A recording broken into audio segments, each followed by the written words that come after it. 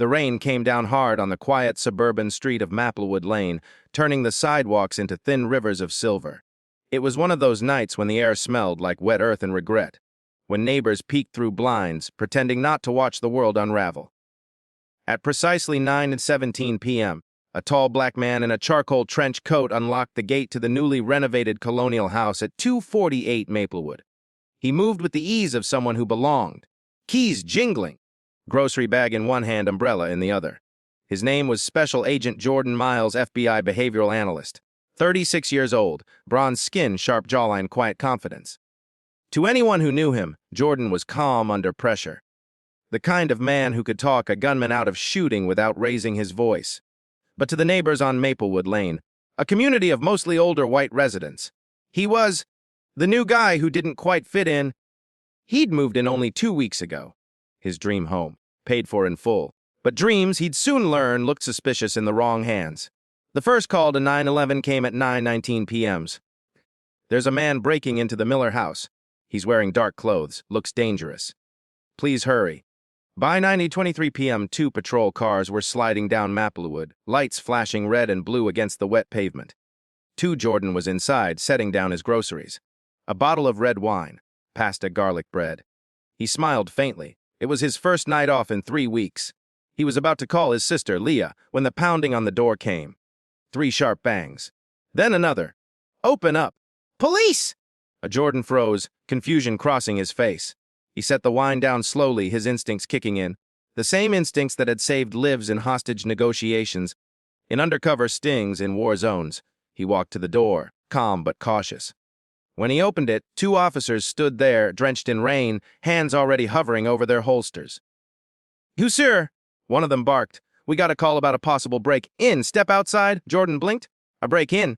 I live here." "Step outside now," the officer repeated, tone rising. "Hands where I can see them." Jordan raised his hands, voice even. "Officer, I think there's been a misunderstanding. My name is Jordan Miles. I bought this house. Save it," the taller cop snapped. "We'll sort it out downtown." Before Jordan could reach for his badge, he was grabbed, spun around, and pressed against the cold brick wall.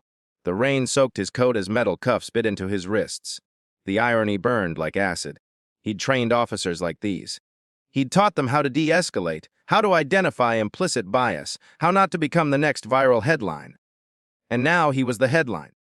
Cue a small crowd gathered on the sidewalk, neighbors in robes and raincoats whispering. Mrs. Fletcher from next door clutched her dog tighter. A teenage boy filmed on his phone, wide-eyed. "Sir, please." Jordan tried again. "My badge is inside." "Wallet, too. I work for." "Don't move." Another officer aimed his flashlight in his eyes. "You say you live here." "Got ID. In my jacket pocket," Jordan said softly. The cop reached in, pulled out the leather wallet, then froze. The gold badge glinted in the light. Federal Bureau of Investigation. The silence was immediate. The 2 officers looked at each other, a flicker of panic, then guilt. This some kind of joke," one muttered. Jordan turned his head, rain dripping from his lashes. His voice was quiet but sharp. "Do I look like I'm joking?" He watched the realization hit them. The way their shoulders stiffened, their eyes darted anywhere but his. The officer holding the cuffs hesitated. "Agent Miles, sir, we got a call. Protocol, you understand?" "No," Jordan said, meeting his eyes. "I don't." They released him awkwardly, mumbling apologies. But the damage was done. His wrists were red, his dignity bruised. He walked back into his house without another word. The door closed softly behind him, a small, controlled sound that hid 1,000 storms inside. Jordan stood in the kitchen, staring at the half-cooked pasta. He'd spent his career analyzing human behavior, decoding motives, seeing what others refused to see.